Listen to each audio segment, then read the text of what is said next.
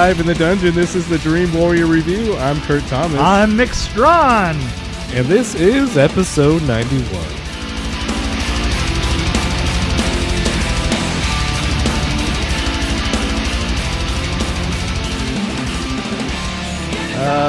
Give it to us. Oh, here we go. Give it to us. Easy. Ethan Hunt and his IMF team, along with some familiar allies, race against time after a mission has gone wrong. That is a very generic Fallout. explanation of an incredibly generic film. Agreed. I gotta tell you something, man. You know, this was the most cookie cutter, endless, blah, blah, blah, blah, blah, blah, blah. There was nothing original. There were no great shots. I mean, the stuff, maybe some of the stuff in the helicopter was like marginally. I did like the helicopter stuff. Yeah. Like the action part. Yeah, the action part of it. But at the same time, it didn't even seem to propel the story any further. I mean, it was let's face it. Whenever you have a situation where you have a clock, Yes, right? Yes. Yeah. And I think that this is a good rule for. It was very Bullwinkle, wasn't it? Well, nothing up my sleeve. No, when you put 15 minutes on a clock, then in reality, I think that you should try and keep it under 15 minutes. Yeah, that was 15 minutes in what? 30 minutes, 40 minutes? Yeah, I was going to say it was 40 minutes of 15 minutes, and it went on forever. I can't believe how many Mission Impossible movies there are. I've seen the way first, too many. I saw the first three, and I didn't see Ghost Protocol or Rogue Nation or whatever it's called. Well, you know, and I have to say, not only was this a retread, it just everything. It seemed like everybody was tired. It looked like Vin Rames actually needed somebody's help to lift him up, to move him around. And Isn't it Ving Rhames? Vin Rames, yeah, Ving Rames. I have to say it. He just looked old and fat. They all did. And Simon Pegg looked scrawny and old, and it looked more like it was a group that came out of an old folks' home. Well, I know Tom Cruise has a lot of power because he's really high up in Scientology, so I'm scared to say this. Yes, but he's looking really old and shriveled, and his nose seems to get bigger. Yes. Every time I look at a movie. Well, you know, and he was short anyway when he started. Oh, and they gave up. That was one of the notes I wrote was like, I guess they gave up trying to make him look tall. Right. Yeah. No, you're absolutely right. Because he looked really small, especially with Ving Rhames. There's a shot where he was standing towards the camera. Oh, yeah. And he was in the corner. He looked like a little kid. And, you know, and I got to tell you, some of the shots of him up in the, especially up in the jumping from building to building part and up at the end, up in the ice and stuff like that, where they couldn't 100% control the lighting. Mm-hmm. He just looked like an old man. I mean, just absolutely. There was a point where he was climbing something and he was breathing heavy. He looked like he aged 30 years in right, he did. 10-second period there. I know. Where's my inhaler? Yeah, it was, but he did a good job of running and looking like he was in shape. And I think he did work out obviously before this role. There's no question that he was in shape for his age. There's no question that he's in shape. How old is he? He's like 50. But here's the other thing. The whole film looked like it was populated by people that were 40 years old and up. I mean, everybody. Yeah. I mean, and everything that everybody. Well, all the main characters for sure, and all the. Did you notice this at the dancing party? Yeah. At the dance party, did you notice the guy that was the DJ looked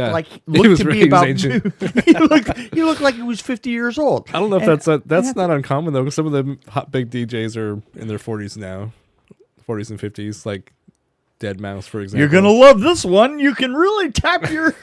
You can really tap your rocker to it. Yeah. No, I gotta tell you. Well, there's some cool. I swear, Dead Mouse is probably in his 40s. I don't know. I'm just okay.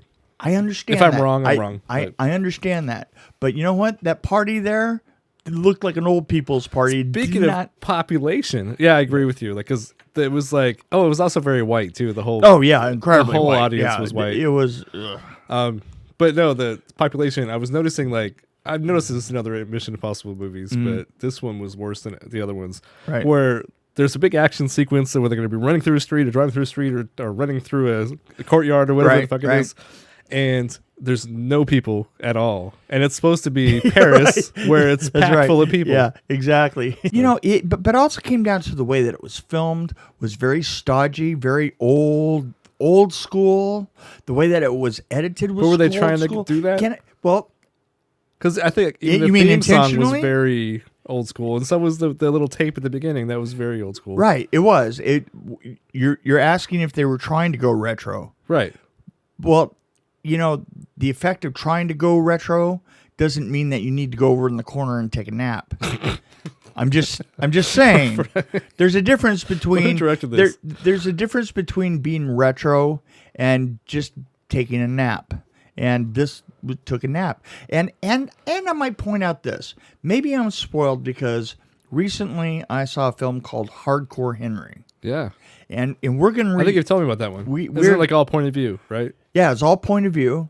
And every shot was like an adrenaline. It was like taking hypodermic and, shooting yourself with speed in the neck. I totally want to do that one. Yeah. I mean, that's been on my list for a while. Yeah. No, not shooting my neck, but I want to see Hardcore Henry.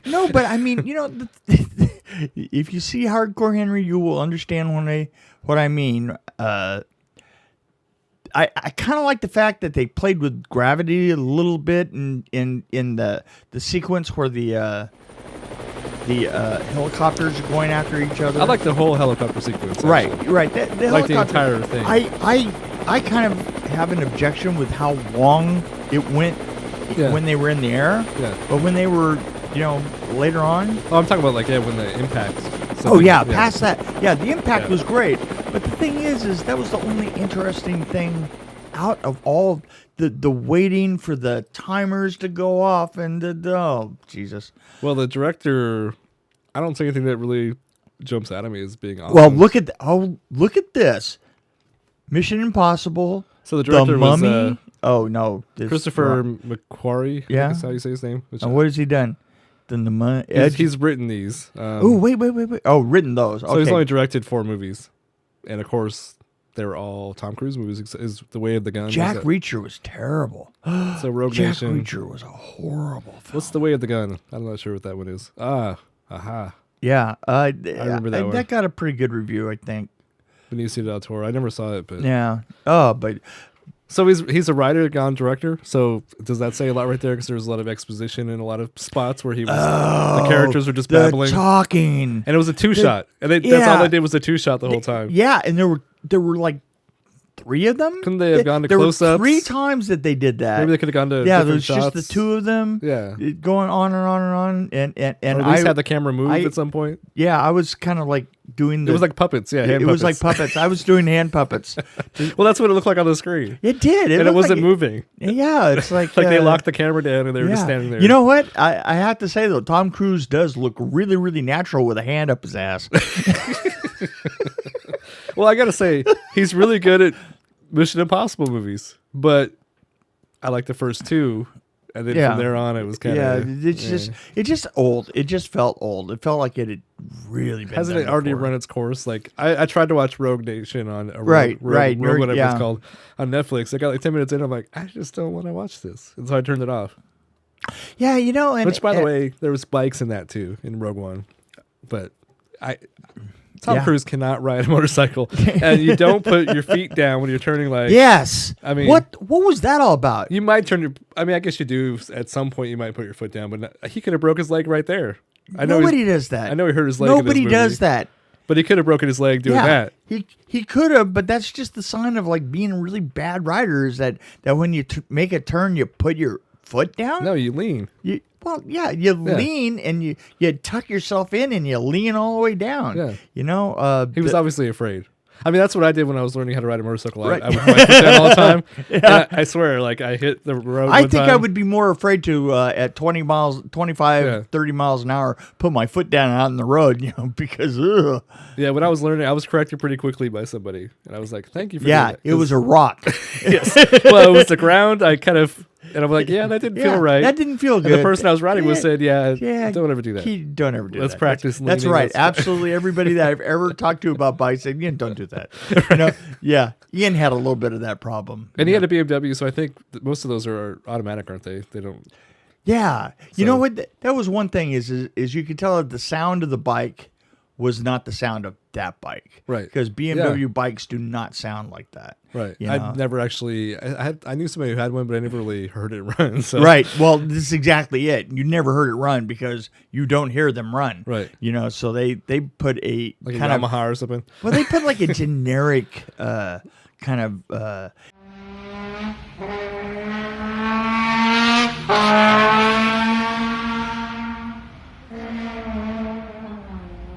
There was another thing. Is the Well, the sound, whole movie was generic, The wasn't sound, it? it was incredibly generic. But I mean, I went in thinking I was going to see a run-of-the-mill action movie, and that's pretty much what we got. I mean, so I'm not disappointed. Wouldn't want to disappoint you. I there. liked Equalizer a lot more. Yeah, Equalizer was a lot better. No, actually, it was a lot. Of course, I better. like Denzel a lot more than Tom Cruise. I always have, but Well, there were so many more centering things on Disney. Now, there are certain ways that they were trying to.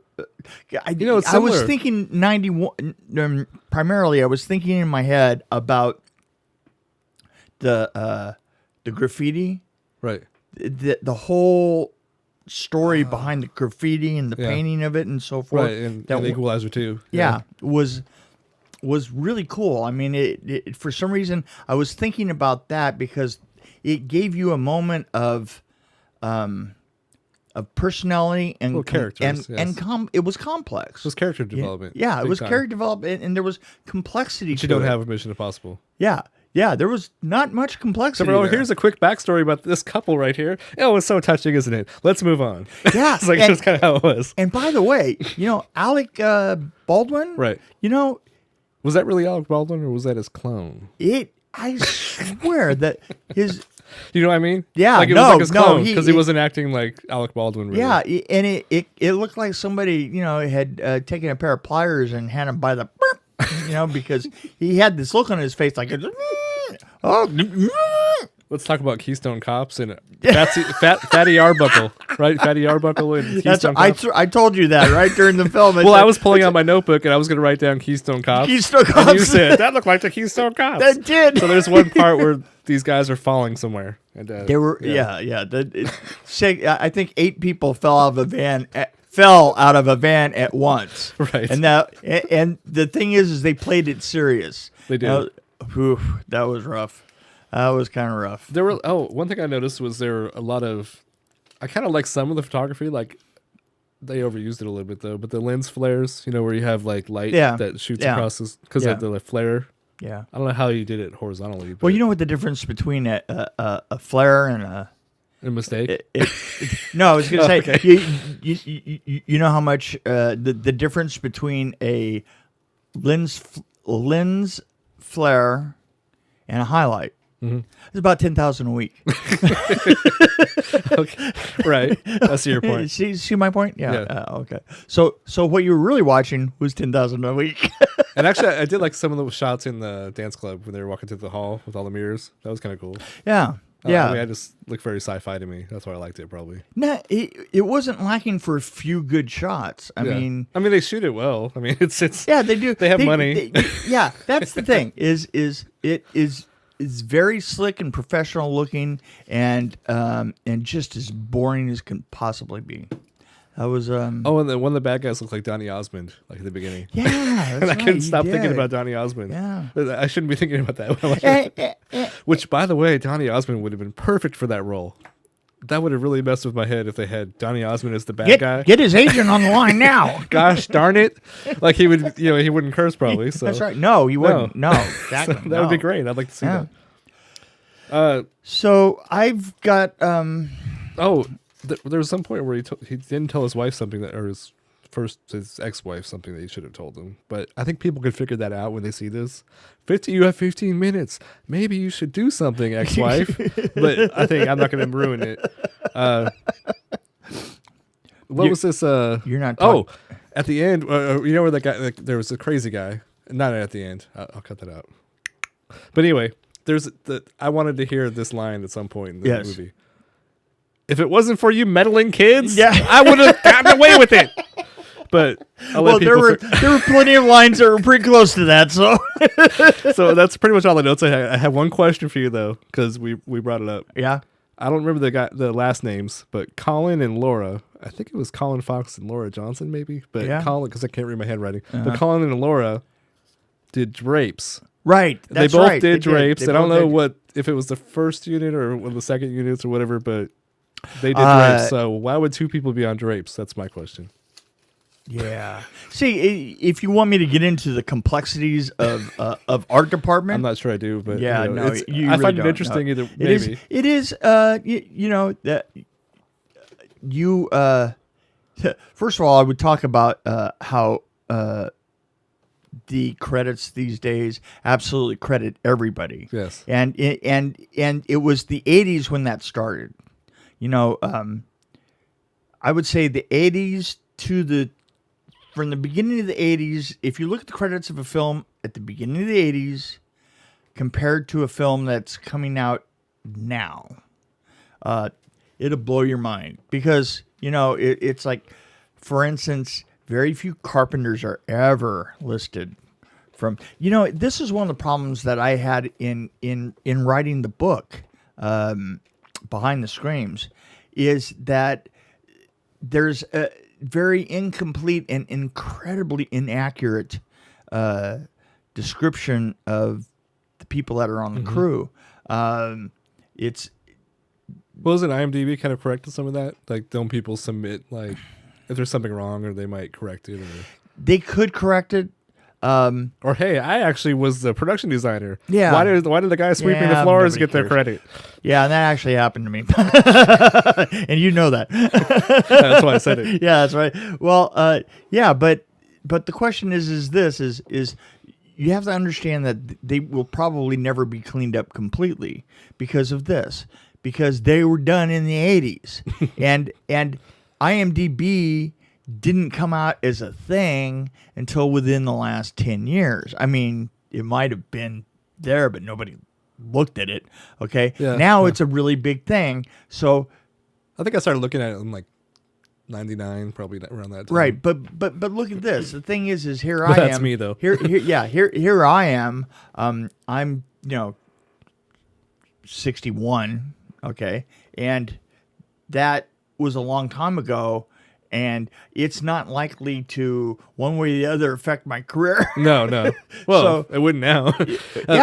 It wouldn't. I did think it was interesting, though, that your sister was credited for something that you did. Oh, yeah. Don't even go on. Yeah, don't even But no, it's like, isn't that kind of your resume, though? It's like your legacy. Don't you want that to be somewhat accurate? Like, you want people to, well, maybe some of the movies you don't like, you probably don't want credit for. But, you know what? Some of those TV movies, you probably don't care. It's a wash. Let's put it this way. It's a wash. There's plenty enough films there for. I mean, the good ones you're credited for, like Kazam and. Here's the thing, though. Strays. And this is, I wanted to point this out. I'm going back in for Behind the Screams. I'm trying to find out all the people from Nightmare on Elm Street 4. And to tell you the truth, this is what I was saying about. It's difficult if you weren't there to know who isn't being credited on things. I mean, I would just give you a for instance here, because the DGA, it was a non-DGA film, and they became a DGA. New Line became a DGA signature right after that film. Oh. Okay.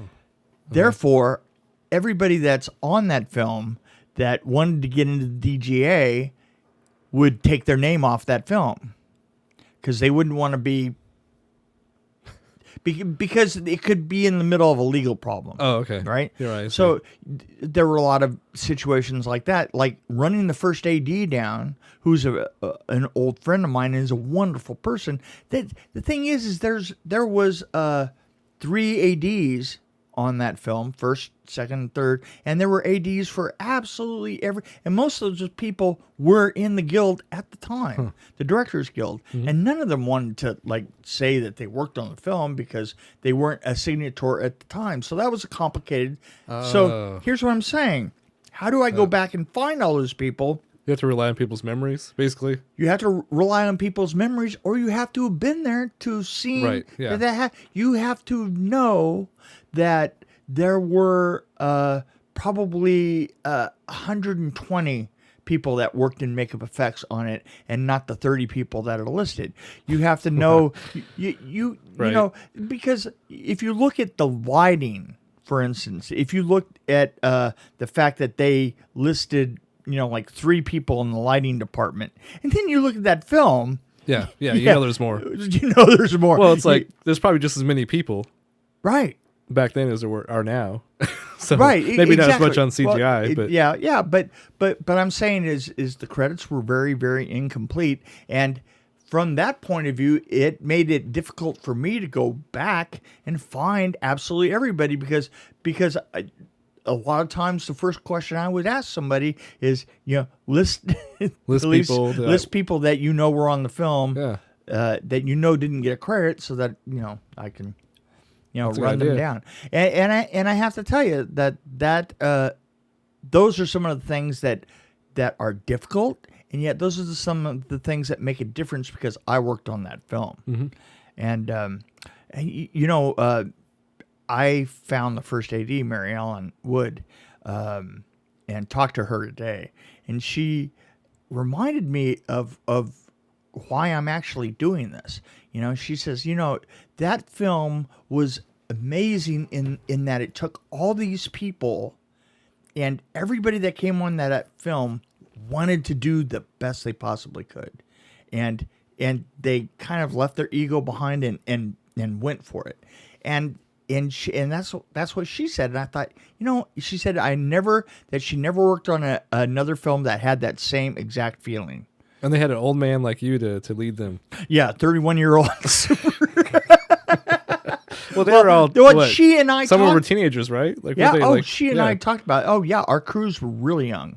I mean, you know, but it was a proving ground. And she said, you know, and the sets.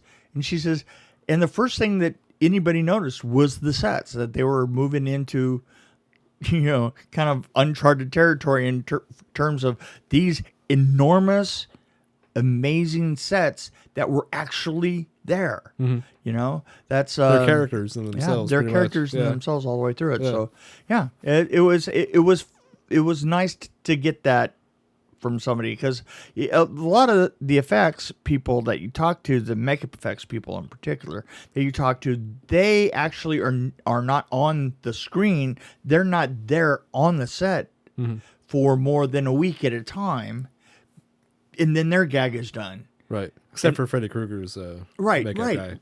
Exactly. No, you're absolutely right. You're absolutely right. Freddy's makeup guy, Howard Berger, was there through the whole thing. But all the makeup effects people, and we used an incredibly large number of companies to do it, that each company then had, you know, different crews on it. So you had different people coming in to do all those effects. And it did make it so that when you talk to them, they intimately know their little detail of it. And that's it. Right. So anyway, well, they didn't they cross over a little bit? Like, you had makeup effect people might be working with other effects people, like sometimes you had technicians. Okay, technicians. Okay. As an example, Nick Benson was the technician that worked for Screaming Mad George, as well as working for Steve Johnson, and so, you know, you have him representing, you know, 3 or 4 different companies, and that's the way makeup effects were back then. You had a lot. You could have an awful lot of technicians in common because it took hours and hours and hours and hours and hours of shop work, right, to put all that stuff out. Yeah. So, wow, how did I get off on that tangent? I don't know, but that was cool. That was it? That was a fun ride for me. I don't know. I'm sure one of our listeners is interested. Somebody somewhere. I have no idea how I got on that tangent. So, I asked about drapes. Wait, you asked about drapes. Well, that's what happens. Right. Be careful when you mess with drapes. Don't mess with the drapes. So what'd you think of the film? How many helicopters? See, you have to look at my spreadsheet because I don't know what gave equalizer. Stop it. Stop it with the spreadsheet. Well, it wasn't as good as Teen Wolf. It definitely wasn't as good as Equalizer 2. Wolf. Yeah. So I'm right in the middle. I don't want to be too generous. I mean, because they look really old, and I think they're done. I think they need to come. If they're going to continue this, they need to come up with a whole new cast. Group. Yes. They need a new cast. Let's start with 18-year-olds so they can grow into their roles, and get a bunch of people behind the camera that are also younger because they're shooting it like old people too. They're editing it like old people. Yes. It's old. It felt like a 90s movie to me. Yeah. Like late 90s. Oh! I thought you meant that everybody was in their 90s that was working on it. Well, I do want to see Tom Cruise in his 90s doing this role. Yeah, I'd love to see it. He'd be the great grandson of, he'd be helping his great grandson. It'd be a really short film because he'd break his hip. Oh, it's over. He broke his hip. I do my own stunts. I always have. I do. Anyway. See, I fell down right there. That's me trying to get up and using my walker to hit somebody. That was a stunt, boy. Maybe 2.7 because I would like the helicopter sequence. 2.7 because I like the helicopter. Really, so we're right. It's basically the same. Yeah, it literally I was thinking 2.8, but I don't even want to give it that much credit. I'll go 2.7. Yeah. Right. Yeah. Yep. There you go.